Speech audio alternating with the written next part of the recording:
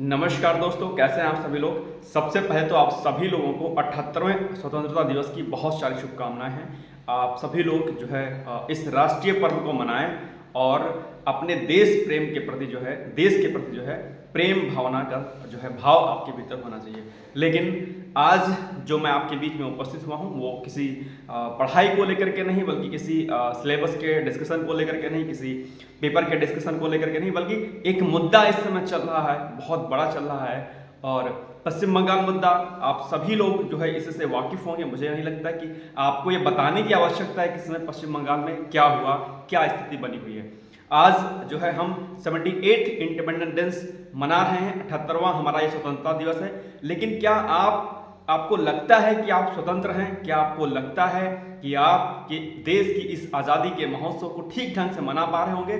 जिस तरीके से घटना अभी पिछले दिनों हुई है, ये केस दिल को, अंतरात्मा को झकझोरता है, परेशान करता है और न सिर्फ हमारी संवेदनाओं को जगाने का प्रयास करता है, बल्कि हम पर जो है, हमारी शिक्षा व्यवस्था पर, हमारी सरकारी तंत्र पर, हमारे पूरे प्रशासन पर एक प्रश्न चिन्ह लगाता है कि आखिर ये तंत्र, ये सरकारी तंत्र, ये राजनीतिक तंत्र, ये प्रशासनिक तंत्र आखिर किस तरीके से कार्य करता है कि इतनी बड़ी जघन्य अपराध हो जाता है और उसके बावजूद सरकार से लेकर प्रशासन तक पूरी मशीनरी जो है किसी एक व्यक्ति को बचाने के लिए पूरा का पूरा सिस्टम उसके लिए लग जाता है।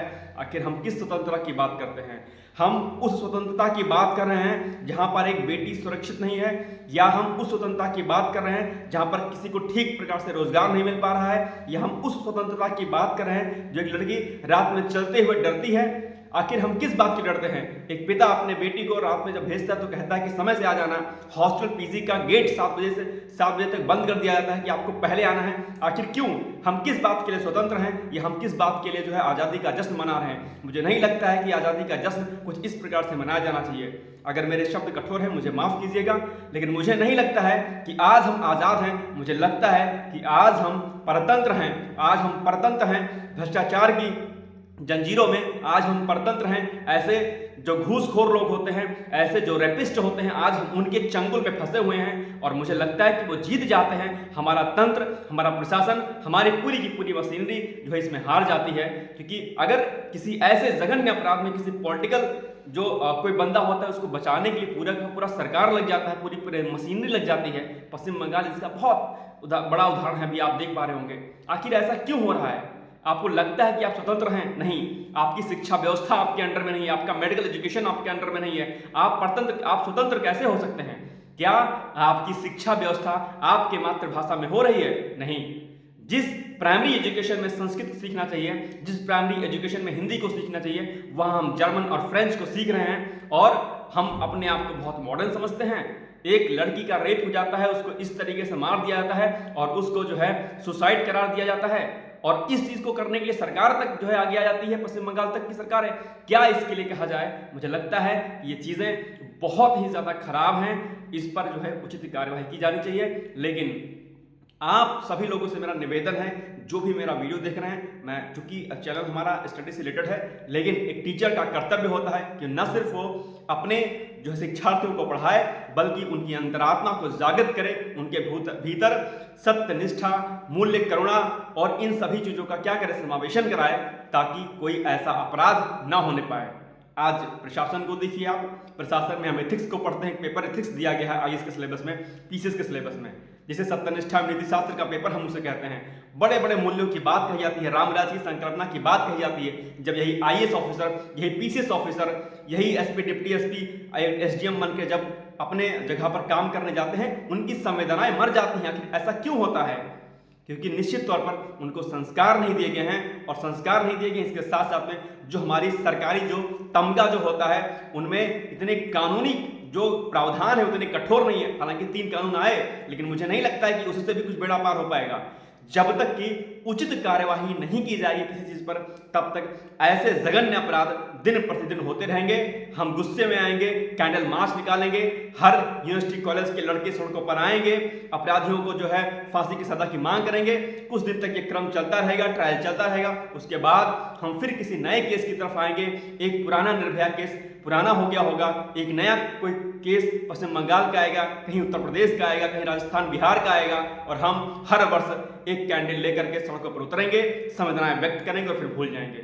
देखो दोस्तों, बात इससे बनने वाली नहीं है। इसके लिए सरकार से कठोरतम सजा की मांग करनी चाहिए, और अपराध किसी प्रकार का हो, किसी भी प्रकार का हो, अगर वो भ्रष्टाचार की श्रेणी में आता है, बलात्कार की श्रेणी में आता है, तो ऐसे अपराधियों को, ऐसे अपराध को किसी भी तरीके से, किसी भी तरीके का उसे जो है शय नहीं देना चाहिए। ऐसे लोगों को सीधे तौर पर फांसी से कम सजा का प्रावधान बिल्कुल भी नहीं होना चाहिए। और फांसी की सजा का ऐसा नहीं है कि केस एक लंबे समय तक चलता रहे, ट्रायल पे ट्रायल चलता रहे, वकीलों की फौज खड़ी होती रहे, ऐसा होना नहीं सही है। इसके लिए जरूरी हो जाता है, इसके लिए फास्ट ट्रैक जैसी चीजें जो होती हैं तो फास्ट ट्रैक है, लेकिन कितना काम कर रही है भगवान को मालूम होगा।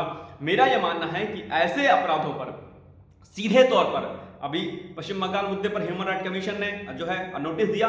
भाई नोटिस दिया ठीक है आपने, लेकिन नोटिस क्यों दिया? जब चीजें पारदर्शी हैं, शीशे के तरीके से साफ हैं, तो ऐसे अपराधियों को बचाने का कोई औचित्य बचता ही नहीं है, होता ही नहीं है। ऐसे अपराधियों को सीधे तौर पर जो है कठोरतम सजा का प्रावधान ऐसे लोगों को करना चाहिए। और मैं आप सभी बेटियों से मैं विनती करना चाहता हूं कि आप अपने अधिकारों के लिए, अपने लिए आप लड़ना सीखिए, डरिए मत। बहुत सारी बच्चियां होती हैं जो रोड पर चलते हुए डरती हैं, कोई लड़का उनको कुछ छेड़ जाता है, कुछ बोल जाता है, वो चुप से निकल जाती है। नहीं, गलत बात है। अपने लिए लड़ो कि अगर कोई तुमको एक शब्द कहता है, सीधे वहीं पर चप्पल निकाल के उसको मारो, कोई समस्या नहीं है। क्योंकि जब तक आप डरोगी, जब तक आप सहमोगी, ये समाज, ये देश के लोग आपको डराएंगे और आप डरते रहोगे, और इसी तरीके से कृत्य आपके साथ होता रहेगा। इसलिए जरूरी है कि आप अपने अधिकारों के लिए लड़ना सीखें। पश्चिम बंगाल की घटना है जहां पर दुर्गा की पूजा की जाती है, जहां के कलाकार अलग अलग राज्यों में जाकर के दुर्गा माता की, काली माता की मूर्तियां बनाते हैं। ऐसे जगह पर जहां पर हमें कहा जाता है कि यत्र नारीस्त्र रमन्ते पूजन्ते तत्र देवता। आप बताइए कि ऐसे देश में, ऐसे राज्य में अगर ऐसा कृत्य होता है, हम अपने समाज को कहां ले जा रहे हैं? आखिर हम किस दिशा की ओर ले जा रहे हैं? ऐसी चीजें मुझे लगता है कि हमें झकझोरती हैं, हमें परेशान करती हैं, हमारे संवेदनाओं को जगाती हैं।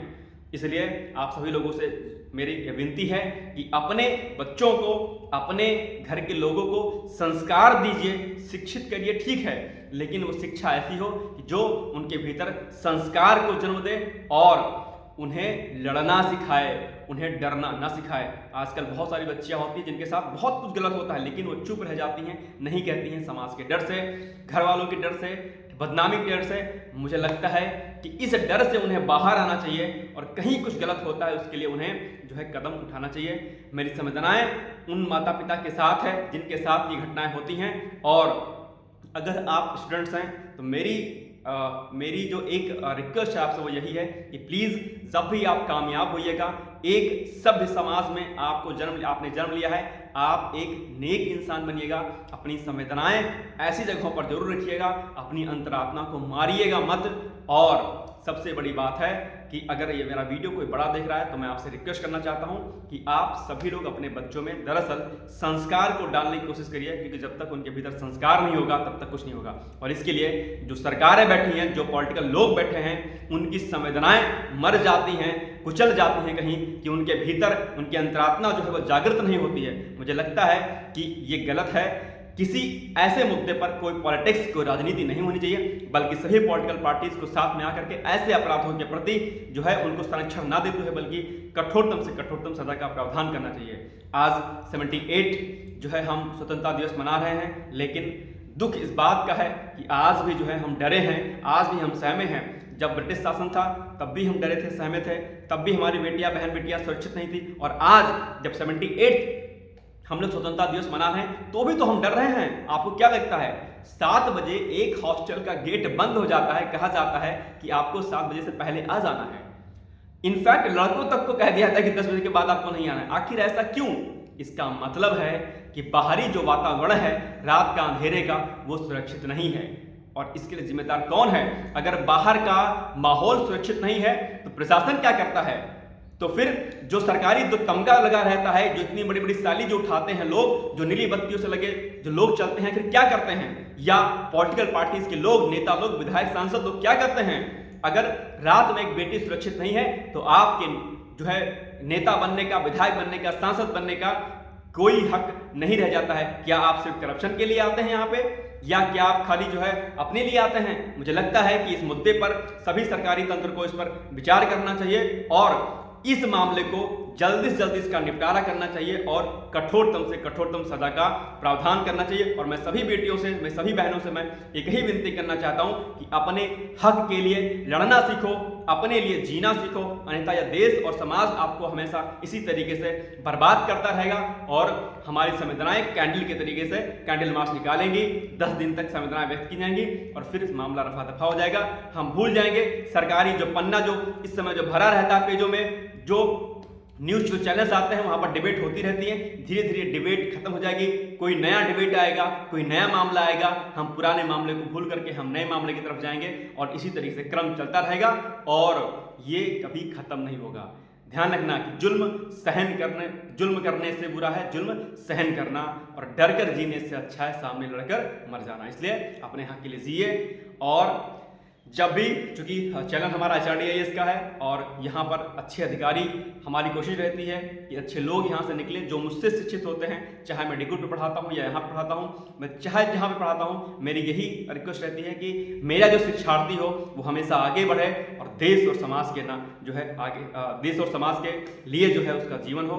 और मैं बस, अगर मेरा वीडियो कोई जो है बड़ा देख रहा है तो मेरी उससे रिक्वेस्ट है कि अपने समाज को आगे बढ़ाने के लिए अपने बच्चों में संस्कार डालिए। और सरकार से, प्रशासन से मेरी विनती है, मेरी बहुत हम्बल रिक्वेस्ट है कि आप जल्दी से जल्दी इस मामले को जो है पूरी तरीके से इसका निपटारा करिए। जो भी दोषी हैं, किसी भी तरीके से दोषी, कोई चाहे कोई बड़ा व्यक्ति हो, चाहे कोई बिजनेसमैन हो, चाहे कोई पॉलिटिकल पार्टी से रिलेटेड हो, किसी भी पार्टी का हो, चाहे सत्ता पक्ष का हो, चाहे विपक्षी पार्टी का हो, किसी भी पक्ष का कोई भी व्यक्ति हो, उसे सीधे तौर पर फांसी से कम सजा का प्रावधान नहीं किया जाना चाहिए। ये मेरी आपसे विनती है। बाकी आगे ऐसे कृत्य ना होने पाए उसके लिए भी जल्दी से जल्दी जो भी कठोरतम सजा का प्रावधान हो सके, हालांकि अभी 3 कानून पास हुए, उसमें जघन्य अपराधों के लिए सजा का प्रावधान किया गया है, लेकिन ये चीजें एक लंबे समय तक ट्रायल के रूप में ना चलें, कोर्ट में घिसे नहीं, बल्कि उनका जल्दी से जल्दी अर्थात त्वरित निस्तारण हो सके और ऐसे अपराधों पर अंकुश लगाया जा सके। इन्हीं शब्दों के साथ जो है मैं चलता हूं और एक बार दोबारा से आप सभी लोगों को स्वतंत्रता की शुभकामनाएं हैं। स्वतंत्रता क्या, हम तो हैं परतंत्र, लेकिन फिर भी चूंकि हम मना रहे हैं, देश राष्ट्रीय पर्व मना रहा है, इसके लिए आप सभी को शुभकामनाएं इस बात की भी कि आप अपने लिए जिए, अपने लिए जो है खड़े होइए, ये अधिकार आपका है। इन्हीं बिंदु के साथ मैं चलता हूं। जय हिंद, जय Bharat. Thank you so much, bye bye, take care.